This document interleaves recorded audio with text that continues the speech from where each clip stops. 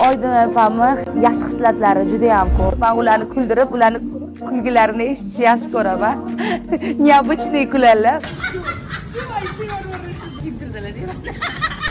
Oydinoy To'xtayeva juda ham mehribon insonlar va so'zlarni ustidan chiqadigan mard inson. Yaxshi xislatlari haqida gapiradigan bo'lsak, bu insonni yaxshi xislatlari ko'p, shunday ekan men uni ajrata olmayman.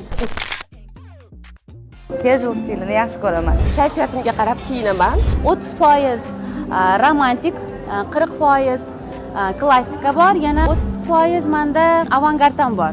Shu uchta yo'nalish aralashib qolgan. Aslida har bir ayolning o'zi image maker, o'zini chiroyli bir imijini o'zi yarata oladi. Faqatgina erinchoq ayollar buni qila olmaydi. Turibdi ortiqcha keraksiz bo'lgan xaridlarni bartaraf qiladi. Albatta kiyinish bobida insonga did kerak. Did bo'lish uchun o'zida bo'lmasa, albatta image maker kerak.